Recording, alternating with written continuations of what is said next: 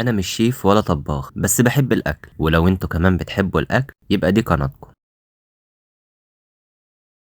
السلام عليكم، اهلا بيكم في قناة سليمان. النهارده هنعمل طاجن لحمة بالبصل. لازم يكون اللحمة قد البصل. هنقطع البصل شرايح زي ما حضراتكم شايفين كده. هعمل الكمية كلها وهرجع تاني.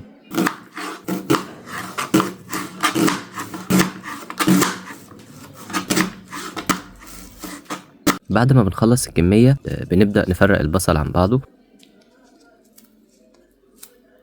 احنا شايفين كده.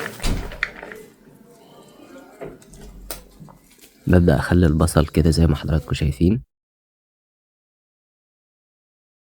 بعد كده اللحمة معانا تاكلها.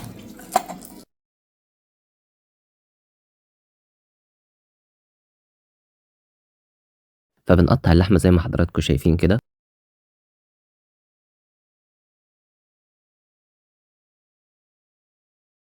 يعني تكون متوسط حجم الواحدة أو القطعة تكون كده. في طاسة على النار هنجيب شوية سمنة، يعني معلقة ونص كده، ونستنى اما الطاسة تسخن جدا جدا ونحط اللحمة بتاعتنا. وبعد ما تاخد الصدمة وتحمر زي ما حضراتكم شايفين كده نقلبها على الجنب التاني. والنار نفس الحجم، يعني مش هنوطي النار ولا أي حاجة.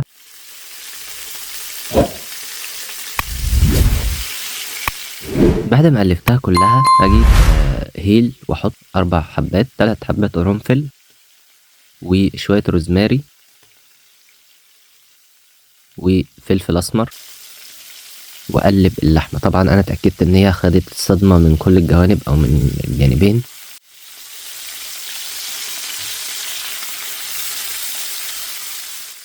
وهي زي ما هي، يعني النار ولا وطيت ولا اي حاجه، زي ما هي. بعد كده بحط كميه البصل بتاعتي وابدا اقلب بحيث ان البصل، يعني معظم البصل ينزل تحت واللحمه هي اللي تبقى فوق. ونفس النار، انا ما وطيتش ولا عملت اي حاجه في النار، هي زي ما هي النار بالظبط.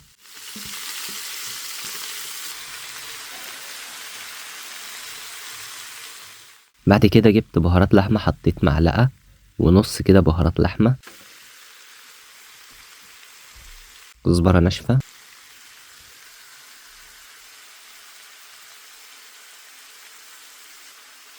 وماجي العادية جدا، مش يعني ماجي من عند العطار، ماجي عادية جدا. والسبع بهارات حطيت معلقة.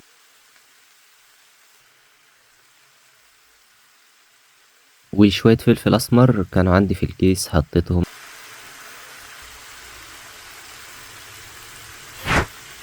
بعد كده قلبت كل البهارات مع البصل مع اللحمة، قلبت كل حاجة في قلب الطاسة. وبعد كده حطيت الملح.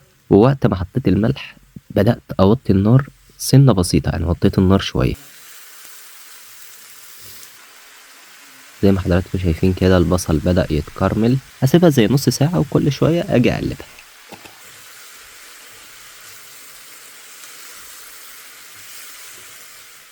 بعد نص ساعة حطيت 3 فصوص توم، هرستهم وحطيتهم. طبعا النار زي ما قلت لحضراتكم ان انا وطيتها شوية.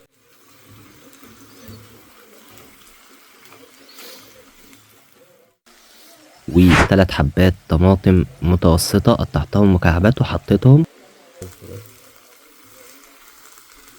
وبعد كده جبت مية مغلية وحطيتها. يا دوب غطيت اللحمة بالمية المغلية والنار زي ما هي واطية. وبعد كده قلبت كل حاجة. جيت هنا شوية حطيت شوية ملح، رشة ملح كده ورشة من بهارات اللحمة. وبعد شوية قفلت النار وجبت الطاجن بتاعي، حطيت فيه شوية من البهاريز وقلبت كده علشان خاطر الفخار يسخن وما يفرقعش في الفرن او يتخرم او يحصل له اي حاجة. وبعد ما سخن كده قمت جاي حاطط كل حاجة في قلب الفخار.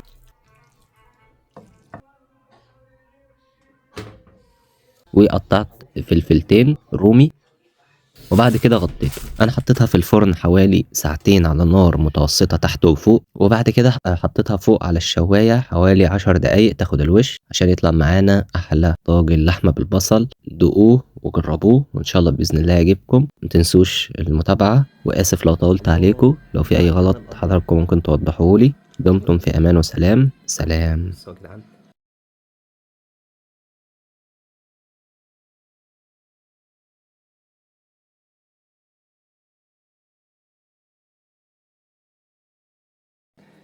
فانت ممكن تقوم جاي مسويها نص سوا.